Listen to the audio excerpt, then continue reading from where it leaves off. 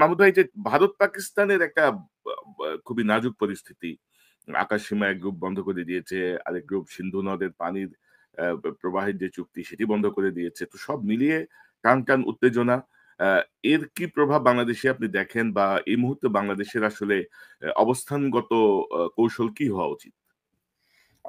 আমি বাংলাদেশে আসার আগে একটু ভারত পাকিস্তান নিয়ে একটু বলে নেই, তাহলে দর্শকদের বুঝতে সুবিধা হবে।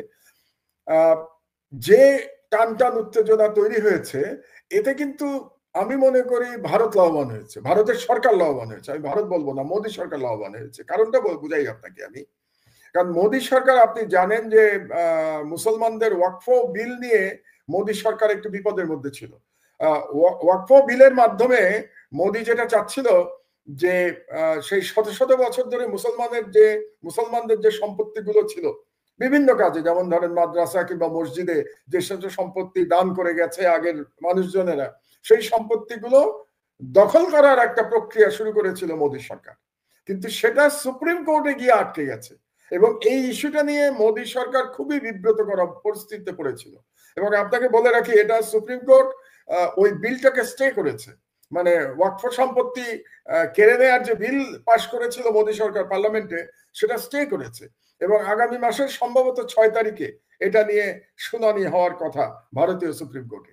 এরকম একটি অবস্থায় এই কাশ্মীরের এই সন্ত্রাসী ঘটনায় ভারত সরকার কি করতে পারছে? এক হচ্ছে যে সংখ্যালঘু মুসলমানদের বিরুদ্ধে আবার তাদের ক্যাম্পেইন তারা শুরু করতে পেরেছে, এবং মুসলমানদের বাড়িঘর ভেঙে দেওয়া হচ্ছে কাশ্মীরে, এবং অন্যান্য জায়গায় মুসলমানরা খুব ভীত সন্ত্রস্ত জীবনযাপন করছে। তার মানে রাজনৈতিকভাবে বিজেপি আবার এটাকে ব্যবহার করতে পারছে, এটা একদিকে। আর 2 নম্বর হলো যে ওই বিল নিয়ে যে বিপদের মধ্যে ছিল, সেই বিপদ থেকেও এখন মানুষের নজর সরে গেছে। মানুষের নজর কিন্তু ওই বিলের দিকে ছিল, মানে মোদী সরকারের ব্যর্থতার দিকে ছিল। ওই নজরটা মোদী সরকার এখন সরে গেছে।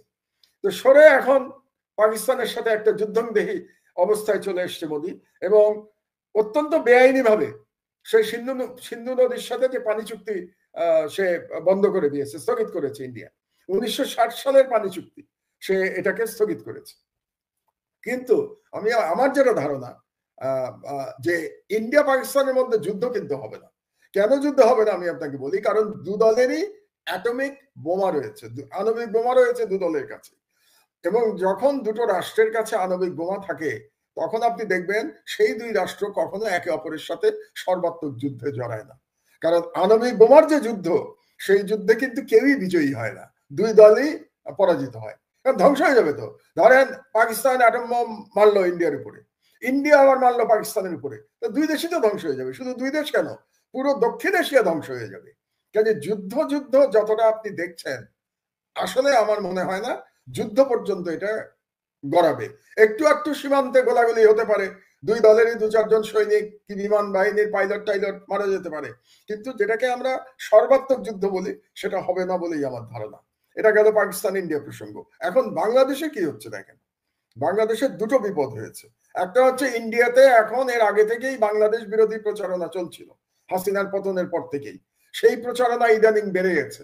এবং আপনি জানেন ইন্ডিয়ার কোন মিডিয়া, যেটাকে গদি মিডিয়া বলে, কারণ এগুলি সরকারের দালাল মিডিয়া, এই সমস্ত মিডিয়াতে ওই কাশ্মীরের ওই ঘটনার সাথে বাংলাদেশকে জড়িত করার অপচেষ্টাও করা হয়েছে, এবং মিথ্যা প্রচারণা করা হয়েছে ইন্ডিয়ান মিডিয়াতে একটা।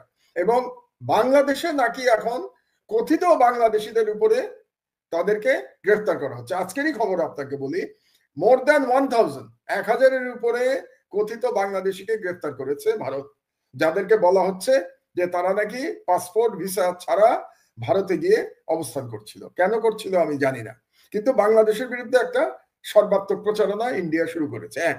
2 হলো আমাদের সাথে যে গঙ্গা পানি চুক্তি, এটা কিন্তু 2026 সালে শেষ হয়ে যাবে। তো আমরা যদি ভারতের চরিত্র দেখতে পাই পাকিস্তানের সাথে সিন্ধু পানি চুক্তি স্থগিত করার মাধ্যমে, তাহলে আমাদের জন্য কিন্তু দুশ্চিন্তার কারণ আছে। ভারত দেখবেন গঙ্গা পানি চুক্তি নিয়েও টালবাহানা শুরু করবে। আমি ভবিষ্যৎ বলে রাখছি আপনাদেরকে। জানি না 2026 সালে ইউনূস সাহেব থাকবেন অথবা নতুন গণতান্ত্রিক সরকার ক্ষমতায় আসবে কিনা, কিন্তু সেই সরকারকে অবশ্যই ভারতের এই গঙ্গা পানি চুক্তি নিয়ে ভারতের সাথে আবার নতুন করে লড়াই করতে হবে, এবং ওরকম অবস্থা আমি একটা দেখতে পাচ্ছি। এবং যেহেতু ভারত এখন কথিত বাংলাদেশিদের বিরুদ্ধে অভিযান চালাচ্ছে, ভারতে, আমি প্রস্তাব করব এই সরকারের কাছে যে বাংলাদেশেও যে সমস্ত ভারতীয়রা তাদের কাগজপত্র ছাড়া বাংলাদেশে আছে, এবং আমরা জানি অবৈধভাবে অনেক ভারতীয় বাংলাদেশে আছে, আমরা এমনও জানি যে অনেক ভারতীয় ভুয়া ন্যাশনাল আইডি কার্ড নিয়ে বাংলাদেশে আছে, বাংলাদেশের বিভিন্ন জায়গায় তারা চাকরি করছে। এদের বিরুদ্ধে আমাদের অভিযান চালানো উচিত। এবং যেহেতু বাংলাদেশের বিরুদ্ধে এই ধরনের মিথ্যা প্রচারণা চলছে, কাজে বাংলাদেশ সরকারের উচিত হবে এখনই বাংলাদেশেও একই রকম অভিযান পরিচালনা করা, প্রত্যেকটা ইন্ডাস্ট্রিগুলিতে দেখা যে সেখানে কোনো ভারতীয় নাগরিক অবৈধভাবে চাকরি করছে কিনা, কিংবা বিভিন্ন ডিস্ট্রিক্টেও আমাদের এগুলো দেখা উচিত। এবং বিশেষ করে আমি মনে করি সেন্সিটিভ জায়গা যেগুলো আছে, আমাদের যে সমস্ত মানে সিকিউরিটির দিক দিয়ে সেন্সিটিভ জায়গা, সে সমস্ত জায়গা আমাদের নজরদারি বাড়ানো উচিত। কারণ যে কোনো সময় ভারত বাংলাদেশে একটা অঘটন ঘটানোর চেষ্টা করতে পারে। তবে মাহমুদ ভাই ধরেন বাংলাদেশে আমরা যেটা দেখছি যে মানে আমরা কার্যকরভাবে কিন্তু ইন্ডিয়ান এই গদি মিডিয়ার যে প্রচারণা, সেই প্রচারণার কোনো কাউন্টার আমাদের মিডিয়া কিন্তু করছে না। আমাদের মিডিয়া কিন্তু ধরেন আমরা করছি, আমার দেশ কিন্তু রেগুলারলি করে না, আমার দেশ ছাড়া অন্য কোনো পত্রিকায় কিন্তু এর কোনো কাউন্টার নেই। আমাদের টেলিভিশন গুলা বা আমাদের ধরেন সরকার নিয়ন্ত্রিত টেলিভিশন থেকে শুরু করে বেসরকারি টেলিভিশন কারোরই কোনো কিন্তু প্রতিক্রিয়া আমরা দেখছি না। তো সেই এটা আমাদের জন্য একটা, আমি বলবো একটা, কেন হচ্ছে না আমি বুঝতে পারছি না আর কি। আসলে এখনো আসলে মিডিয়াগুলো তো আসলে স্বাধীন না। মিডিয়াগুলোর মধ্যে এখনো হাসিনার লোকজন তো অন্য বিক্রমে বসা, এবং তারা মনে হয় যেন এই বিষয়গুলো কাউন্টার করতে দিচ্ছে না, যেটা কাউন্টার হওয়া উচিত। পাশাপাশি ধরেন আরো কিছু বিতর্কিত বিষয় ঘটছে, যেটা নিয়ে ধরেন আপনার পত্রিকাতেও নিউজ হয়েছিল। সন্তোষ শর্মা কালবেলার সম্পাদক, তাকে নিয়ে এক ধরনের মাতামাতি চলছে। আমি বুঝলাম না যে কেন সবাই তাকে নিয়ে, তাকেই আপনার এত হাইলাইটেড করতে হবে, যার বিরুদ্ধে সুনির্দিষ্ট অভিযোগ আছে। আপনার পত্রিকাতেই ছাপা হয়েছে। আমরা লিড নিউজ করেছি, আমরা লিড নিউজ করেছি। রিমান্ডে রিমান্ডে যিনি নির্যাতন করতেন ইসলামিক নেতাদের, রাজনৈতিক দলগুলোর নেতাদের উপরে, তাকে নিয়ে সে, তার বিরুদ্ধে মামলাও হয়েছে। সেই প্রসিডিংসে না যে তাকে নিয়ে এক ধরনের লুফে নেওয়ার একটা চেষ্টা দেখছি আমরা। মানে এগুলা খুবই দুর্ভাগ্যজনক আমাদের জন্য। পাশাপাশি আপনার বিরুদ্ধে একটা মামলা হয়েছে, মানে স্বাধীন স্বাধীন বাংলাদেশে আপনার বিরুদ্ধে একটি প্রথম মামলা হয়েছে। স্বাধীন বাংলাদেশের প্রথম মামলা আর কি। প্রথম মামলা। স্বাধীন বাংলাদেশে আমি কিন্তু জেল খেটেছি, 5 দিন জি, জি, জেলে জি, ছিলাম। জি, জি। সে তো ধরেন মামুদ ভাই, একটা অদ্ভুত ব্যাপার দেখছি যে ধরেন মেঘনা গ্রুপ একটা করাপ্টেড গ্রুপ, এবং ৭১ টেলিভিশন তারা চালিয়েছে টানা ধরেন ১০-১২ বছর। ৭১ টেলিভিশন দিয়ে তারা এই ফ্যাসিজমকে শক্তিশালী করেছে, বিরোধী দলকে এবং দমন ভারতের দালালি করেছে, সরাসরি ভারতের দালালি করেছে। এবং ৫ই আগস্টের পরে আসলে বিএনপির কিছু নেতার বদন্যতায় বা বিনিময়ে, অনেক কিছুর বিনিময়ে ৭১ টিভি চালু ছিল। তো সেই ৭১ টিভির যে মেঘনা গ্রুপের যে মালিকানা, সেই মালিকানা নিয়ে আপনি রিপোর্ট করেছেন আপনার পত্রিকায়, সেটি নিয়ে মামলা হয়েছে। এবং আনফরচুনেটলি আমি দেখলাম যে আপনি যেটি বলছিলেন যে স্বাধীন বাংলাদেশে যে আপনি জেল খেটেছেন, তখন কিন্তু আমরা কোনো সহযোগিতা দেখি নাই, উদার উদার কোনো দৃষ্টিভঙ্গি দেখি নাই। আপনার মামলা কোর্ট একসেপ্ট করে নিয়েছে, সেখানে কিছু দেখি নাই। পাশাপাশি কিন্তু আমি যদি দেখি যে বিতর্কিত সাংবাদিক ধরেন মুন্নি সাহা বা আরো অনেককেই কিন্তু পুলিশ অ্যারেস্ট করে আনে, সেখান থেকে আবার ছেড়ে দেওয়া হয়। তো এই যে অবস্থাটা আপনি কিভাবে দেখেন আরকি? এবং প্রথম আলো বা ডেইলি স্টার নিয়ে আমরা যখন কথা বলেছি, আমি, ইলিয়াস, পিনাকিদা, আমরা যখন কথা বলেছি, তখন বিএনপি মহাসচিবের গণমাধ্যমের উপর হস্তক্ষেপ, স্বাধীনতার হস্তক্ষেপে একেবারে জান-পরাণ বের হয়ে গেছে। তো এখন আমি মানে বিএনপি বা রাজনৈতিক দল বা সুশীল সমাজে কোনো প্রতিক্রিয়া কি আমার দেশ পেয়েছে? বা আপনি এই বিষয়টাকে কিভাবে দেখেন? আপনার আপনার মতো করে একটু জানি যদি। প্রথমে আমি একটু ভারতের বিরুদ্ধে যে আমাদের বুদ্ধিবৃত্তিক লড়াই, আপনি যেটা দুঃখ করছিলেন যে বাংলাদেশের অধিকাংশ টেলিভিশন এবং প্রিন্ট মিডিয়া এটা করছে না। তো আমি কিন্তু এতে হতাশ নই। কেন হতাশ নই জানেন? এই ভারতের বিরুদ্ধে যে লড়াই বা ফ্যাসিবাদের বিরুদ্ধে যে লড়াই, এই গত 15 বছর ধরে, বিশেষত গত 5 বছর ধরে তো আমি বলবোই, আপনারা তো কয়েকজন চালিয়ে গেছেন সোশ্যাল মিডিয়াতে। আপনি করেছেন, পিনাকি করেছে, ইলিয়াস করেছে, এরকম ডক্টর তাজ হাসমি করেছেন, এবং আরো এরকম কয়েকজন তো আপনারা চালিয়ে গেছেন সোশ্যাল মিডিয়াতে। তখন তো বাংলাদেশের মিডিয়া তো একেবারেই গদি মিডিয়ার মতো ভারতের সব হাসিনার মিডিয়া ছিল এবং ভারতীয় মিডিয়া ছিল। কিন্তু শেষ পর্যন্ত আপনারাই সফল হয়েছেন এবং আপনারা কিন্তু আজ পর্যন্ত লড়াই চালিয়ে যাচ্ছেন। আমার ভরসার জায়গাটা সেখানেই কোনো, যতক্ষণ পর্যন্ত আপনাদের মতো মানুষেরা সোশ্যাল মিডিয়াতে এভাবে সাহসের সাথে লড়াই চালিয়ে যেতে পারবেন ভারতীয় হেজেমনি আর এই হাসিনার ফ্যাসিবাদের বিরুদ্ধে, ততক্ষণ পর্যন্ত আমি আশাহত হব না। এটা হলো আমার 1 নম্বর কথা। এবং আপনাদেরকে আমি ধন্যবাদ জানাই যে আপনারা এত চাপের মধ্যে থেকেও, এবং কোন রাজনৈতিক দল আপনাদের পাশে এসে দাঁড়ায় নেই, এটা সত্ত্বেও আপনারা আপনাদের লড়াই, ঈশ্বরের আদর্শ আপনারা অক্ষুণ্ণ রাখতে পেরেছেন। আর দ্বিতীয় যে কথাটা, বাংলাদেশে দেখুন, এই যে আপনি যাদের কথা বললেন, প্রথম আলো বিরুদ্ধে পিনাকি কিছু কথা বলেছিল, ইলিয়াস কিছু কথা বলেছিল, এবং এক ধরনের শান্তিপূর্ণ প্রতিবাদ হচ্ছিল, এবং সে কারণে বাংলাদেশের বৃহত্তম দলের মহাসচিব অত্যন্ত মানে আবেগের বশবর্তী হয়ে তিনি অনেকগুলো কথা বলেছিলেন। কিন্তু আমার দেশের বিরুদ্ধে মামলা হয়েছে এ ব্যাপারে কিন্তু কারো মুখে এখন পর্যন্ত কোনো কথা আপনি নিশ্চয়ই শোনেন নাই, আমিও শুনি নাই। তবে জনগণ কিন্তু দাঁড়াচ্ছে, সারা দেশে জনগণ এটার প্রতিবাদে মাঠে নেমেছে। আর এই মামলাটা নিয়ে আমি মামলার মেরিট নিয়ে কিছু বলতে চাই না, কারণ এটা সাব জুডিস।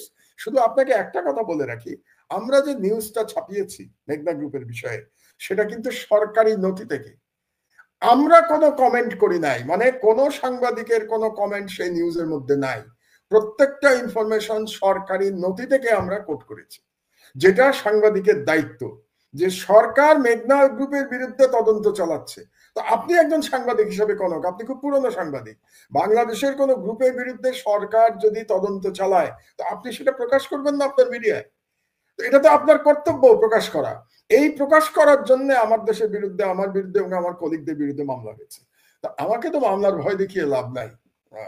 5 বছর তো জেল খেটেছি, কোন মামলার সংখ্যা তো আমার 125টা, তো না হয় আরো একটা মামলা হলো, তাতে আমার কি যায় আসে, আমি কোর্টে দেখবো। কিন্তু মজার ব্যাপার অন্য জায়গায়, আপনি শুনলে অবাক হবেন। এই যে মামলাটা হয়েছে, মামলার সমন আমার কাছে আসা এবং নিউজের যেদিন ছাপা হয়েছে তার মধ্যে কয়দিন গ্যাপ ছিল জানেন? মাত্র 5 দিন। মানে আজকে মামলা হয়েছে, 5 দিনের মধ্যে সেই আজকে নিউজ ছাপা হয়েছে, 5 দিনের মধ্যে সেই নিউজ কোর্টে আমলে নিয়ে আমার বিরুদ্ধে সমন ইস্যু করা হয়ে গেছে। আপনি কি মনে করেন বাংলাদেশের কোন মামলার ক্ষেত্রে এটা সম্ভব? কিন্তু এই ক্ষেত্রে এটা হয়েছে। আচ্ছা, আপনি ভাবুন তো যে মেঘনা গ্রুপের তো টাকার কোনো অভাব নাই, মানে তদন্ত যে পরিমাণ টাকার হচ্ছে এটা চিন্তা করলে তো আমাদের অজ্ঞান হওয়ার অবস্থা। 1 লক্ষ কোটি টাকার কথা বলা হচ্ছে, যে কর ফাঁকি কিংবা মানি লন্ডারিং এর পরিমাণ 1 লক্ষ কোটি টাকা। সেখানে মেঘনা গ্রুপের জায়গায় যদি কোনো দরিদ্র ব্যক্তি মামলা করত, তার মামলা কি 4 দিনের মধ্যে বাংলাদেশের কোনো আদালত গ্রহণ করতে বলে আপনার ধারণা? কিন্তু বাংলাদেশের এই আদালত 4 দিনের মধ্যে শুধু মামলা গ্রহণ করে নাই, সমন পর্যন্ত আমার অফিসে পাঠিয়ে দিয়েছে। এবং যখন সমন পাঠিয়েছে তখন আমি টার্কিতে, তখন আমি ছিলাম না বাংলাদেশে। এটা গেল একটা। আর একটা দেখুন, মানে এটাই হচ্ছে সব থেকে দুর্ভাগ্যজনক ব্যাপার, যে তার মানে বিচার বিভাগের পরিবর্তন তো কিছু হয় নাই।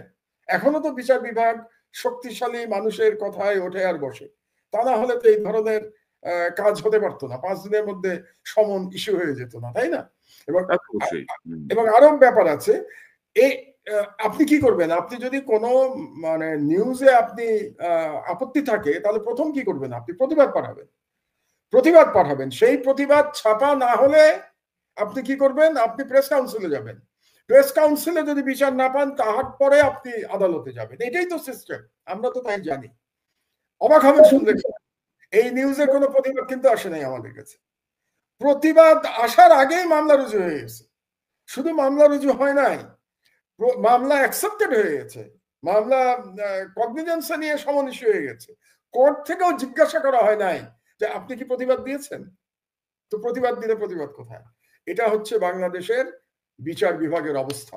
এখন আমি জানি না, আইনমন্ত্রী তো জুলাই বিপ্লবে জড়িত ছিলেন, আসিফ নজরুল সাহেব, আপনি বললেন উনি বই লিখেছেন জুলাই বিপ্লব নিয়ে, তো তিনি কি জানেন তার নিম্ন আদালত কিভাবে পরিচালিত হচ্ছে?